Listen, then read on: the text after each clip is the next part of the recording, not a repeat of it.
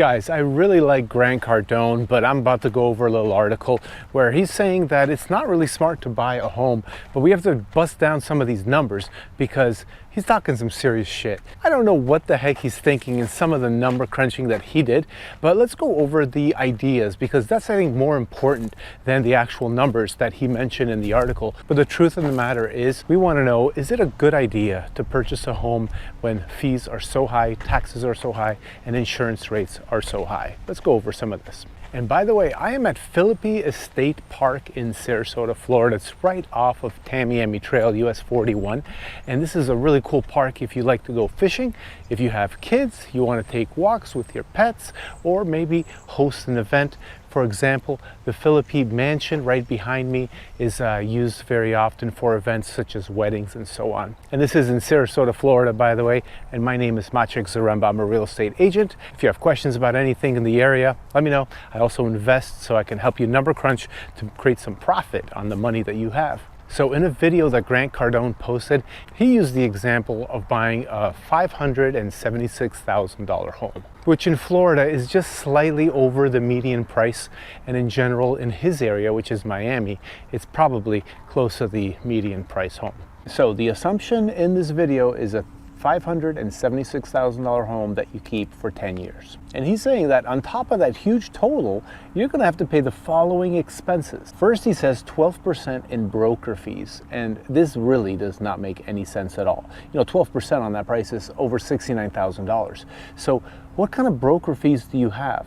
When we are having changing commissions coming up where you're only going to have to pay your listing agent, that's probably going to be 3.5%, and then you might pay the buyer's agent a little bit, so maybe up to 3%, so let's just call that 6% total. Where else are you paying the other 6% in broker fees? I just don't see this happening. That number right there should be cut in half. Now the next one, he says 10% in maintenance fees, which is $57,600. And when I think of maintenance fees when it comes to buying a single family home, I think about the lawn care, the pool care. I think about the depreciation that you're experiencing on your roof. For example, if your roof costs $20,000 and it only lasts 20 years, well then you have a maintenance cost of $1,000 per year. Although the reality of the numbers is probably a little more than that, just a little bit, let's say $1,500 per year. That would be a maintenance cost because we don't know how old the roof is or how long it'll truly last, but we can start putting money away into an account as if it's going to go bad. But pool care, let's just say $150 a month, that's going to be what, $1,800 a year over 10 years, that's $18,000. And then lawn care is probably going to be about $100 a month, so that's $12,000. So right there is $30,000 out of the 57 that he mentioned. So he's about right. But you could also just mow your own lawn and do your own pool care and save yourself probably $25 out of those $30,000. Or make some kids and then have some teenagers mowing your lawn, or pay the kid down the road $20 a mow, Anyway, I like to save money, and some people just like to pay full price, and that's just the way it is. But I can't think of any other maintenance fees that you would incur. Maybe if there's a hurricane or something, but usually that's part of a hurricane deductible insurance claim, so you pay your deductible. Or maybe there's another insurance claim that's non-hurricane related. So yeah, there's some expenses, but I don't think it'll be another, $25,000. I mean, things break. More than anything, it's not maintenance fees as much as people do upgrades. So it's more of a want than a need. The next thing Grant Cardone says is property taxes. And this one, he is way off base. I mean, way off base. He's saying, especially in Florida, because in Florida, the tax rate is about 1.2%, right? So if you buy a $576,000 home, your taxes are 1.2% of that, which is $6,912. Multiply that by 10 years, that's $69,120. Grant Cardone is saying $115,000. So that is way off base. I'm not sure where he's getting that number, but maybe it's very specific to the county that he's in, Miami-Dade County, maybe they are extra expensive, maybe they have additional fees or something like that. I don't know. And then the last item he says is that you're going to have to pay about 70% to the bank. And in this case, that would be $403,000 to the bank, you know, for the debt service, right? For basically having the mortgage. And obviously you have to pay the bank for the mortgage, but think about it this way. I mean, either you're paying your own mortgage or you're paying someone else's mortgage. I mean, isn't that how it goes? If you're a renter, a tenant, well, then you're paying someone else's mortgage, like my tenants pay my mortgages, right? Now, the other thing is when you pay down a mortgage, your $403,000 that he's giving the example on, well, a part of that does go towards principal, and not only that, but it may start off as,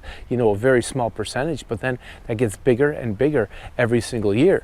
And the next part is, what about within these first 10 years, what if interest rates drop? Because right now you might be paying, you know, 7.375%. And at that rate, you're not paying down your mortgage barely at all. But let's just say within the next 10 years, we drop down to 5.5. Well, your payment is going to go down significantly. So that whole $403,000 is going to drop way low, probably closer to $300,000. And right there, you're already saving, you know, $100,000. And then on top of that, you have to take into account your appreciation, because he didn't even mention the appreciation in this video. So we all know that real estate kind of goes up over time. And sure, there are setbacks and things sometimes come back and values fall.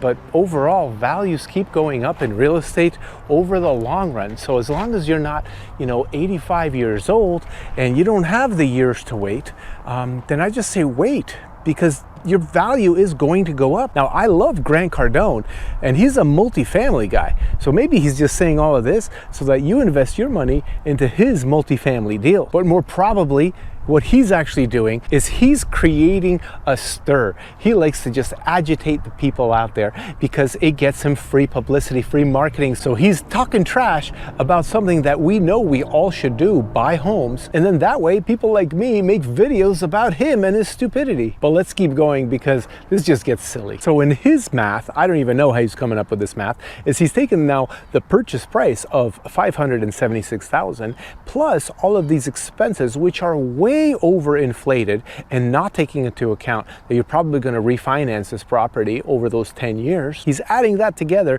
and it's over $1.2 million. So he's saying that your home has to be valued at $1.2 million or more for this to make sense. But what he's not saying is that you would have to rent anyway for 10 years, and rent is going to just keep going up anyway. So how much of that money is actually, you know, the opportunity cost of not owning a home, that you'd have to have the cost of renting. And I'm just sitting in a nice bench with a beautiful view here of Philippi Creek.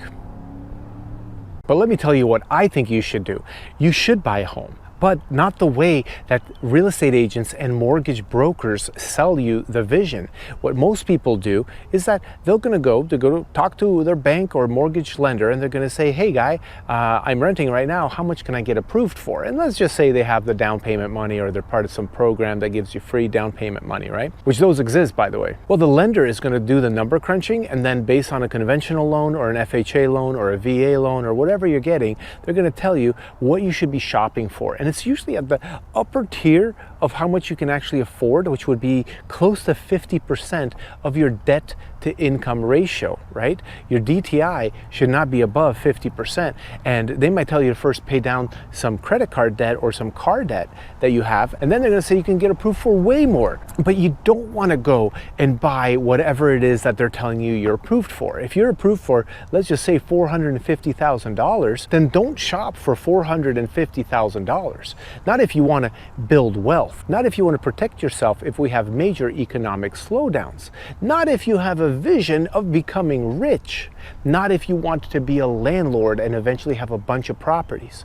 Do not buy for the top value that you're getting pre-approved for. What you want to do is you want to say, okay, I'm pre-approved for $450,000. What are the 10 cheapest houses in the area that I want to live in? Pick the area, right? That's convenient for your job and whatever, and see what are the cheapest houses there. And they're probably going to be too small, ugly, need repairs, bad neighbor, you know, whatever it is, small piece of land, something's going to be wrong with it. That's why it's the cheapest ones, right? And then find the ones that are listed on the market for as long as possible, 200 days on the market or something.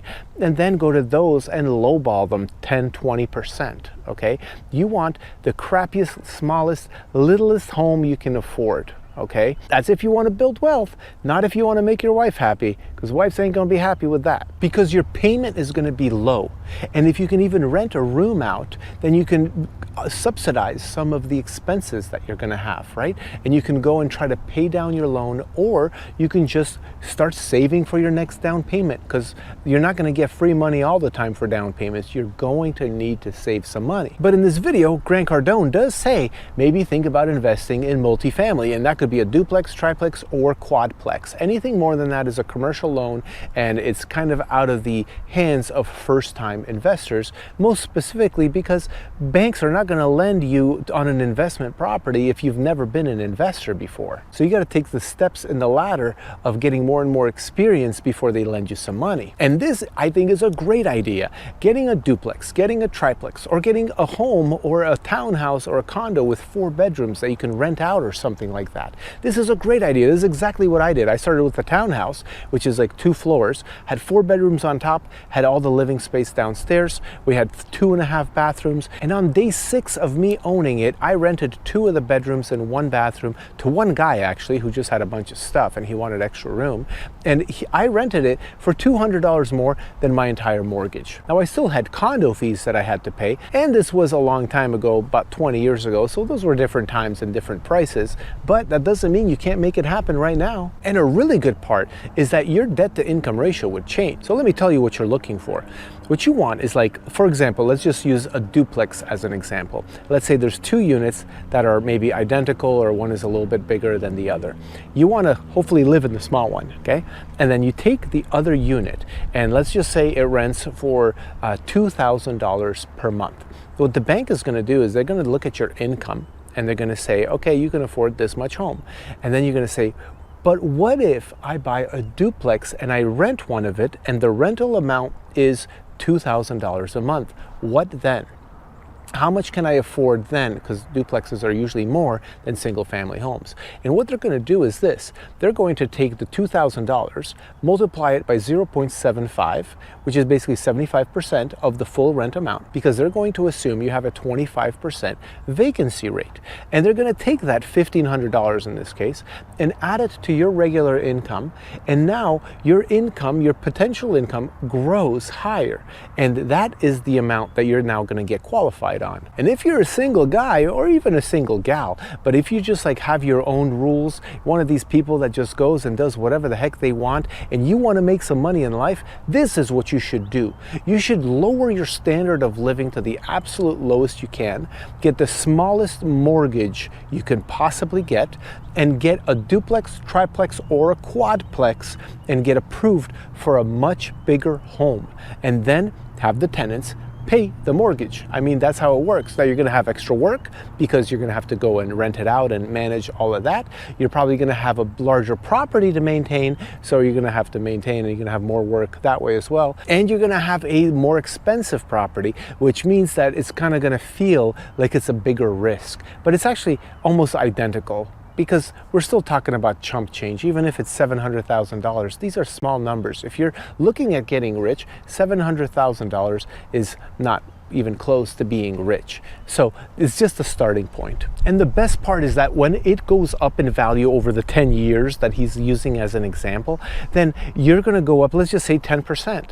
Well, if you would have bought a $400,000 home, you would have gone up 10%. That's $40,000. But in a $700,000 home, 10% is $70,000. So on the appreciation component, over the long run, it's going to appreciate faster and more. It's a great idea to do. If you have questions about it, drop me a line, because I've done this so many times. I can really help you out.